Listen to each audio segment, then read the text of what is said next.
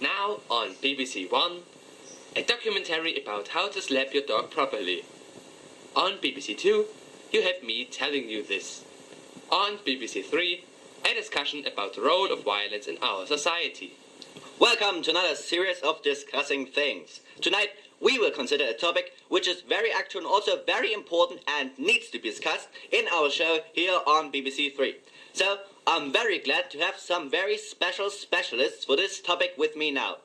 On my left, as the opponents of violence, sits John Lennon and Mother Teresa.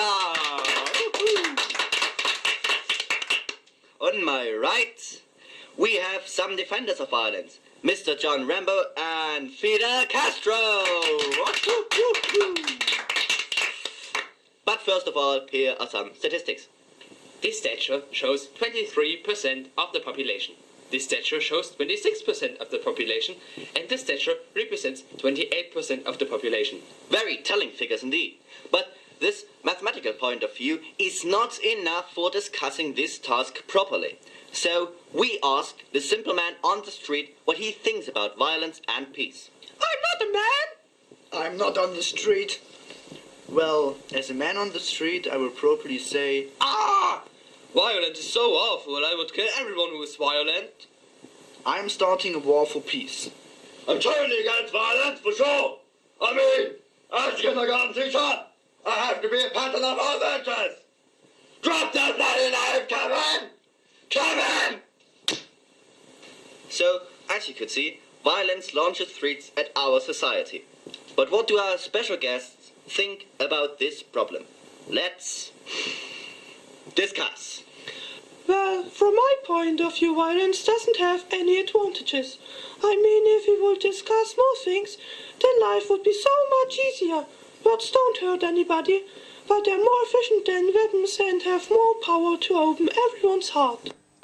But knives can also open hearts very easily. See, this is exactly the point. Words don't hurt anyone, but there are lots of people who only understand by hurting them. Or do you think you could chat friendly with a murderer who threats you? He won't discuss with you if it's the right thing to hurt you. The only way of getting rid of him is beating back, but even stronger. Yeah. Are you serious? Do you really want an economy which is fighting to find out who is right and who not? In Cuba it works. That's so ridiculous. Are you talking to me? Possible. Or do you see another fat, stinking mustache freak? Who is thinking? You flea-bitten hippie. You. Well, gentlemen, Shut up! I would not be so snooty if I would wear the same bloody beard since 80 years. At least I'm not wearing a toupee. Take this back. Compel me, bastard! well, any other thoughts? I don't think so. Wait! What? Forgotten. Well, I have now here on this screen a man who worked for many years as an ambassador for peace in the Iraq. But now he's unemployed. And so he has time to chat and discuss with us. Hello and welcome, Mr. Damahad. You can call me Dimitri.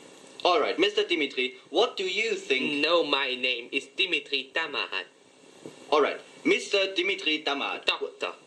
Mr. Doctor. Dr. Damahad. Mr. Dr. Damahad. Oh, just call me darling. Mr. Darling. Doctor. Dr. Darling. Oh boy, I'm off. So, well, maybe we can still discuss a bit. Mother Teresa? Yes, my dear son. Well, I think we all know that violence is never the right way. I mean, it stands in the Bible and the newspaper, and it's also in the television. And those three things are the most important peers in our society. But violence can also be a peer. I mean, I don't speak about slapping grannies or eating children. I mean the whole Hollywood business. There are three main headings for films: war, comedy, and war. So you see 2/3 of Hollywood are producing war. But do they hurt anyone? No. But you can't compare a movie to reality, can you? I mean, in real life everything is different than on the screen. Most of the time it's quite taxing, and not as easy as in the movies. I mean, in real life you could never walk through the city with a gun in each hand, or throw hand grenades in police stations. You can't?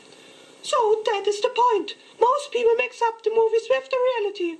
But this is so dumb. I mean, no one would really believe that stormtroopers or gremlins exist. They don't? Well, Kremlins maybe? Oh, if I had one, I would splash it so soaking wet.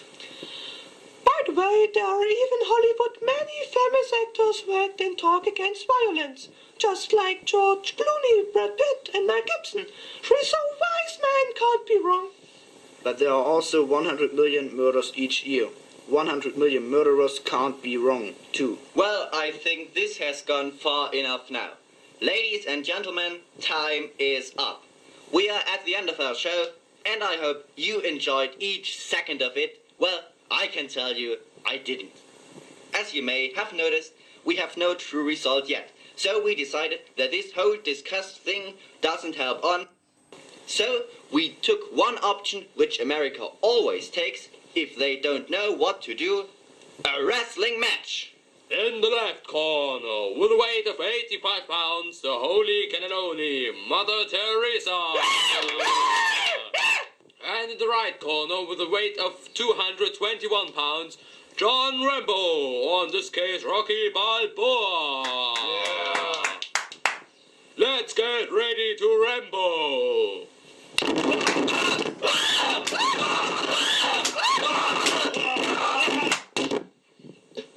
Oh, that was fast. So here are the results. Violence isn't needful in our society after a knocked-out victory in the first round. Next week, we'll meet again. Same discussing time, same discussing station. Good fight, good night.